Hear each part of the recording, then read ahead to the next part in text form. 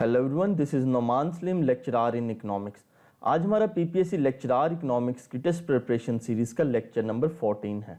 अगर आपने मेरे पिछले 13 लेक्चर्स नहीं देखे तो उनके लिंक्स डिस्क्रिप्शन में मौजूद हैं, आप वहां से देख सकते हैं।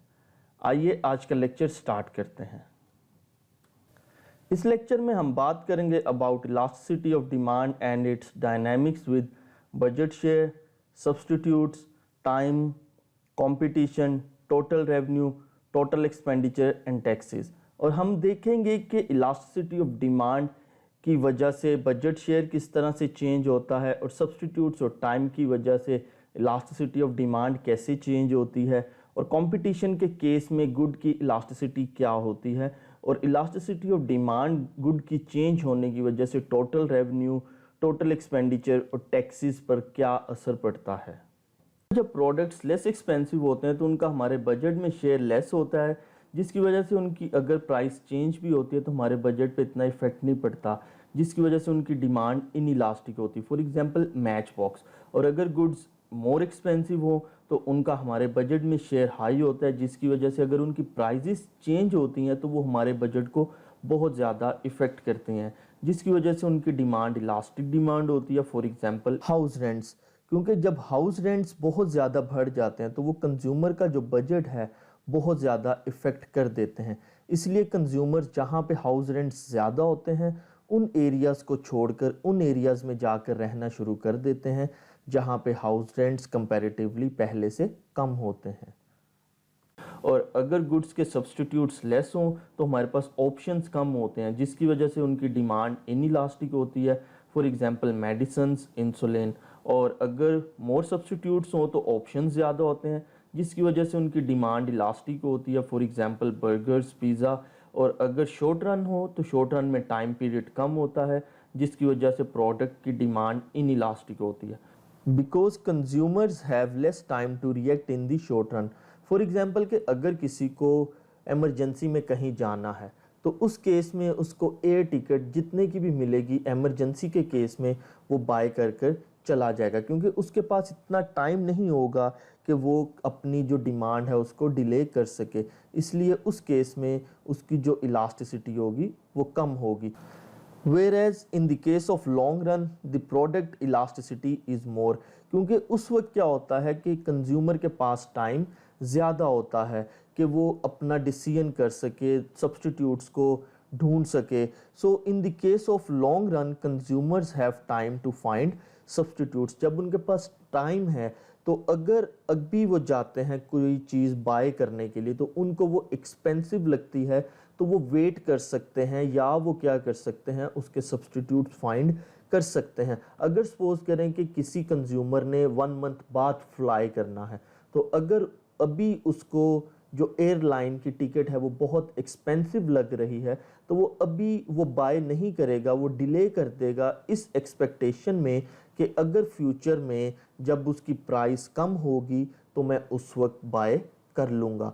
सो शॉर्ट रन के केस में प्रोडक्ट की जो इलास्टिसिटी है वो कम होती है, क्योंकि उस वक्त एमरजेंसी के केसेस भी आ जाते हैं और उस वक्त इतना टाइम नहीं होता कि हम कोई सब्स्टिट्यूट फाइंड कर सके या हम रिएक्ट कर सके। लेकिन लॉन्ग रन में जब टाइम ज़्यादा होता है कंज्यूमर्स के पास तो वो अपने सब्स्टिट्यूट्स भी फाइंड कर सकते हैं और वो क्या कर सकते हैं, डिमांड को डिले भी कर सकते हैं इस एक्सपेक्टेशन में कि जब प्राइसेस कम होंगी तो उस वक्त हम बाय कर लेंगे। इसलिए लॉन्ग रन में प्रोडक्ट की जो इलास्टिसिटी है वो ज़्यादा होती है। इलास्टिसिटी एंड कंपेटिटिव डायनामिक्स, जब किसी प्रोडक्ट के सब्स्टिट्यूट्स या कंपेटिटर्स ज़्यादा होते हैं तो उसकी इलास्टिसिटी ज़्यादा होती है, और अगर किसी प्रोडक्ट के सब्स्टिट्यूट्स कम हो या ना हो तो उसकी इलास्टिसिटी कम होती है। सो हम यहाँ पे मोनोपोली और परफेक्ट कंपटीशन का केस देखेंगे। मोनोपोली के केस में क्या होता है कि goods that can only be produced by one supplier generally have inelastic demand because they have no close substitutes, consumers have no other options. For example वापडा in case of Pakistan, क्योंकि वापडा एक वाहिद है पाकिस्तान के केस में जो इलेक्ट्रिसिटी प्रोड्यूस करता है, उसका कोई क्लोज सब्स्टिट्यूट नहीं है, कंज्यूमर्स के पास कोई और ऑप्शन नहीं है। इसलिए जो वापडा की जो इलेक्ट्रिसिटी है उसकी इलास्टिसिटी इनइलास्टिक है। इनइलास्टिक का मतलब है कि अगर वापडा अपनी इलेक्ट्रिसिटी की प्राइसेस बढ़ा भी देता है तो लोगों को वो कंज्यूम करनी पड़ती हैं, वो इतनी ज़्यादा डिमांड कम नहीं कर पाते। सेकंड केस है perfect competition. Products that exist in a competitive marketplace have elastic demand because they have many substitutes. Consumers have more options. For example, agricultural products, क्योंकि agricultural products के बहुत ज़्यादा substitutes होते हैं, बहुत ज़्यादा suppliers होते हैं, इसलिए जो इनकी डिमांड होती है वो इलास्टिक डिमांड होती है। वेयर मोनोपली के केस में जब सब्सटीट्यूट्स कम होते हैं, कोई सब्सटीट्यूट्स नहीं होते, जिसकी वजह से उनकी जो डिमांड है वो इनइलास्टिक होती है। अगर प्रोडक्ट इनइलास्टिक है तो इस केस में percentage change in quantity demand less होगी, percentage change in price.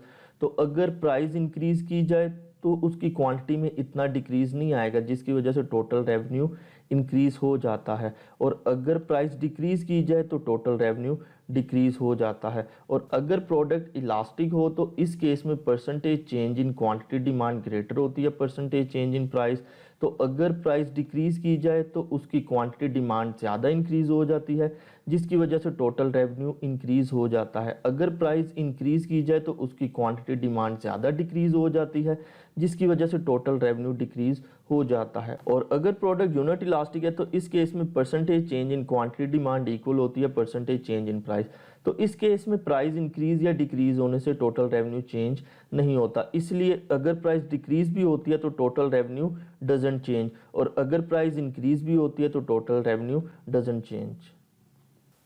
Elasticity and total expenditure, किसी भी कंज्यूमर का जो टोटल एक्सपेंडिचर है वो इस चीज़ पर डिपेंड कर रहा होता है कि वो किस तरह के गुड्स कंज्यूम कर रहा है। जिस तरह के वो गुड्स कंज्यूम कर रहा होता है उस तरह से उसका टोटल एक्सपेंडिचर इफेक्ट होता है। अगर वो ऐसे प्रोडक्ट्स कंज्यूम कर रहा है जिनकी इलास्टिसिटी कम है, मतलब कि अगर उनकी प्राइस में चेंज आता है तो वो उसकी डिमांड में इतना चेंज नहीं कर पाता, तो उसका टोटल एक्सपेंडिचर इंक्रीज़ हो जाता है।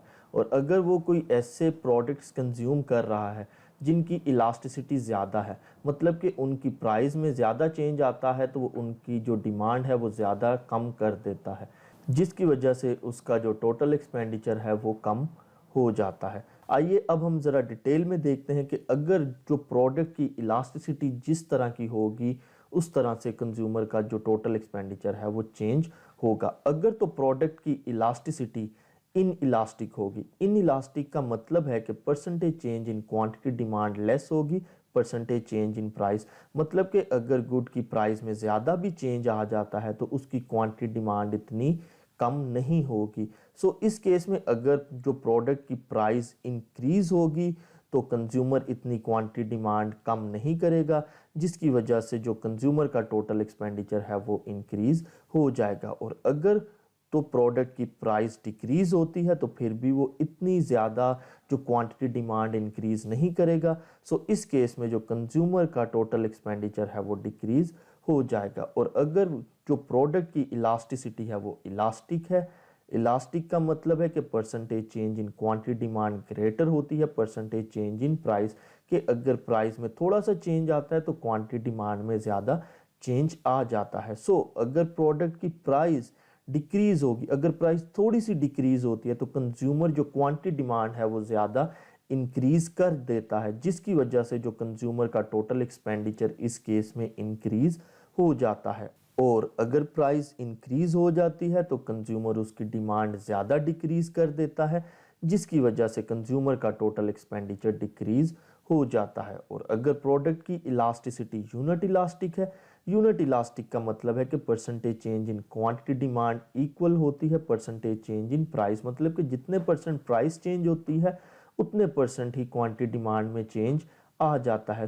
अगर जो प्रोडक्ट की प्राइस डिक्रीज हुई है, जितने परसेंट डिक्रीज हुई है उतने परसेंट ही उसकी क्वांटिटी डिमांड इंक्रीज हो जाएगी, तो जो कंज्यूमर का टोटल एक्सपेंडिचर है डजंट चेंज। और अगर प्राइस इंक्रीज हो जाती है, जितने परसेंट इंक्रीज होती है उतने परसेंट क्वांटिटी डिमांड डिक्रीज हो जाती है। इस केस में भी कंज्यूमर का टोटल एक्सपेंडिचर डजंट चेंज। यहाँ पे याद रखने वाली बात यह है कि जब प्रोडक्ट की इलास्टिसिटी कम होती है तो इस केस में जो कंज्यूमर का जो टोटल एक्सपेंडिचर है उस वक्त बढ़ता है जब प्रोडक्ट की प्राइस होती है वो इंक्रीज होती है, और जब प्रोडक्ट इलास्टिक होता है तो उस केस में जब प्रोडक्ट की प्राइस डिक्रीज की जाती है तो उस वक्त कंज्यूमर का जो टोटल एक्सपेंडिचर इंक्रीज होता है। लेकिन अगर प्रोडक्ट की इलास्टिसिटी यूनिट इलास्टिक होती है तो इस केस में कंज्यूमर का जो टोटल एक्सपेंडिचर होता है वो चेंज नहीं होता। आइए हम product elasticity and incidence of tax discuss करते हैं। टैक्स इंपोज होने से प्रोडक्ट की प्राइस इंक्रीज हो जाती है, और अगर प्रोडक्ट की price elasticity of demand elastic होती है तो इस केस में percentage change in quantity demand greater होती है परसेंटेज चेंज इन प्राइस। तो इसका मतलब है कि अगर प्राइस थोड़ी इंक्रीज होगी तो क्वांटिटी डिमांड ज़्यादा डिक्रीज हो जाएगी, जिसकी वजह से टैक्स का जो बर्डन है वो ज़्यादा प्रोड्यूसर बेयर करेंगे। और अगर प्रोडक्ट की price elasticity of demand in elastic होती है तो इस केस में percentage change in quantity demand less होती है परसेंटेज चेंज इन प्राइस। तो इस केस में प्राइस अगर इंक्रीज होती है तो क्वांटिटी डिमांड इतनी डिक्रीज नहीं होती, जिसकी वजह से जो टैक्स बर्डन है वो ज़्यादा कंज्यूमर बेयर करते हैं। और अगर प्रोडक्ट की price elasticity of demand unit elastic है तो इस केस में percentage change in quantity demand equal होती है परसेंटेज चेंज इन प्राइस। तो इस केस में जो टैक्स बर्डन है वो प्रोड्यूसर और कंज्यूमर इक्वली शेयर करते हैं। ये था हमारा आज का लेक्चर। अगर आपको लेक्चर पसंद आया हो तो ज़रूर लाइक और सब्सक्राइब कीजिएगा ताकि आप मेरी आने वाली टेस्ट प्रिपरेशन सीरीज़ फॉलो कर सकें। और बहुत जल्द हम मैक्रो इकोनॉमिक्स और दूसरे सब्जेक्ट्स की तैयारी भी स्टार्ट करेंगे। और अगर आपने मेरे पिछले 13 लेक्चर्स नहीं देखे तो उनके लिंक्स डिस्क्रिप्शन में मौजूद हैं, आप वहां से देख सकते हैं। और मीनवाइल अगर आपके कोई क्वेश्चंस, क्यूरीज या सजेशंस हैं तो आप मुझे कमेंट सेक्शन में बता सकते हैं ताकि मैं आने वाले लेक्चर्स में उनको भी एड्रेस कर सकूं। Thank you.